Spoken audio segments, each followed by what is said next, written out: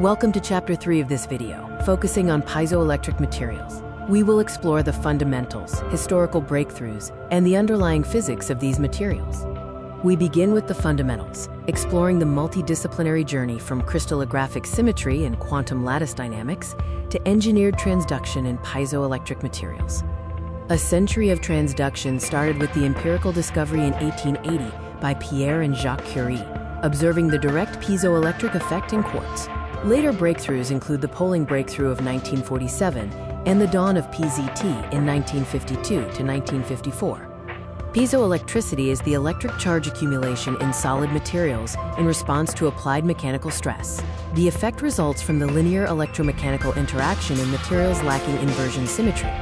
We can contrast centrosymmetric materials, where stress-induced ion shifts maintain charge center coincidence, resulting in zero net polarization, with non-centrosymmetric materials where charge centers shift, creating a persistent dipole and non-zero overall polarization. The piezoelectric effect cannot occur in centrosymmetric materials. Mechanical stress in these materials cannot generate a dipole moment, as any ion motion is canceled out by symmetry. The golden rule of crystal symmetry shows that centrosymmetric unit cells have charge centers overlap, resulting in zero net polarization. Non-centrosymmetric unit cells create a dipole, leading to net polarization. The tensor mechanics of piezoelectricity map mechanical stress to electrical polarization. The key equation shows polarization as the double contraction of the piezoelectric tensor and the stress tensor. Polarization is a linear function of stress, encoded by a third-rank tensor, which describes the linear rule converting mechanical stress into polarization. The output of this relationship is polarization, which is a first-rank tensor or vector, requiring a single index to define direction in 3D space. The input is mechanical stress, represented by a second-rank tensor. In ordinary mechanics, stress is symmetric, meaning the component $sigma_jk$ equals $sigma_kj$. The direct effect equation is expressed using the Einstein summation convention, where the polarization $p_i$ is a function of the piezoelectric tensor $d_ijk$ and the stress $sigma_jk$. The piezoelectric tensor $d_ijk$ is a RANK3 coefficient. It is required to map a second-rank stress input to a first-rank polarization output. Piezoelectricity is tensor contraction. Summing over indices $j$ and $k$ consumes those dimensions, resulting in the first-rank polarization tensor $p_i$. The complexity problem lies in the fact that ARANK3 tensor contains 27 mathematical components. Calculating 27 independent variables is highly inefficient, so we must consider how physical reality constrains the math. Constraint 1 is the symmetry of stress. Because stress is symmetric, only the symmetric part of the piezoelectric tensor matters, reducing the independent components from 27 to 18. To compress the math, we use Voigt notation. Since stress is symmetric, it has only 6 independent components, allowing us to compress 2 indices into 1, converting the 3x3 stress matrix into a 1x6 vector. Using Voigt notation, the equation transforms into the 3x6 matrix form. This gives us the same physics but with compressed notation, where $d_im$ is now a 3x6 matrix. Constraint 2 is crystal symmetry. The crystal's point group symmetry imposes further constraints beyond basic mechanics, forcing certain components of the piezoelectric tensor to vanish or equal each other. The inversion symmetry rule states that if a crystal has inversion symmetry, the only way the direct effect equation remains valid is if the piezoelectric tensor $d_ijk$ is 0. The result is no piezoelectricity.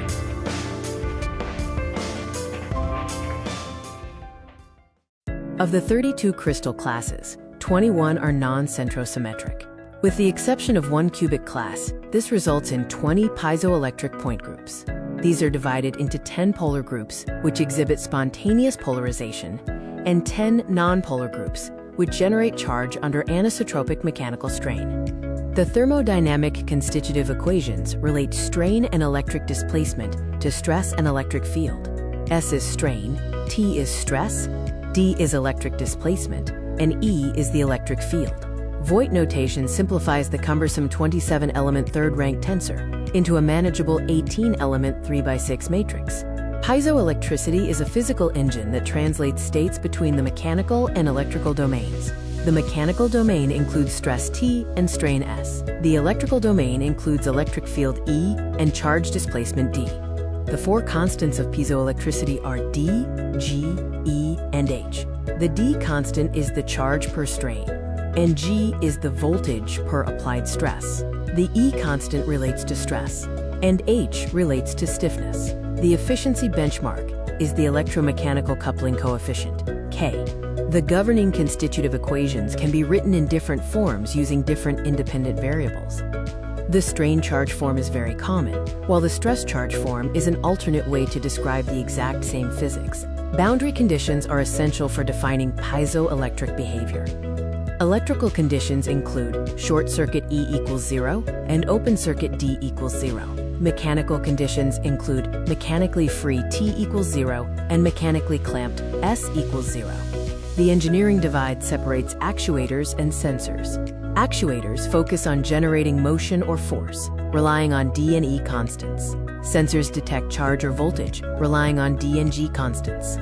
The D constant is the primary mover, representing the absolute go-to metric for primary movement.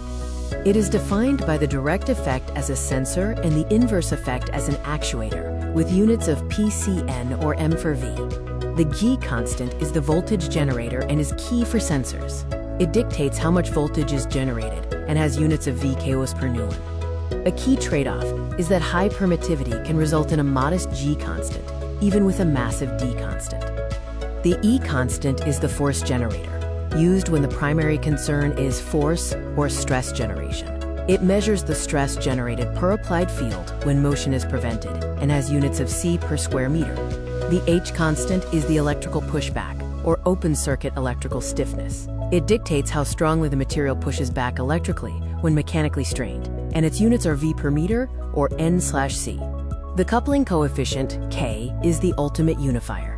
As a dimensionless number between 0 and 1, K squared represents the fraction of stored energy successfully converted between mechanical and electrical forms. A high K value is the benchmark for high-efficiency systems.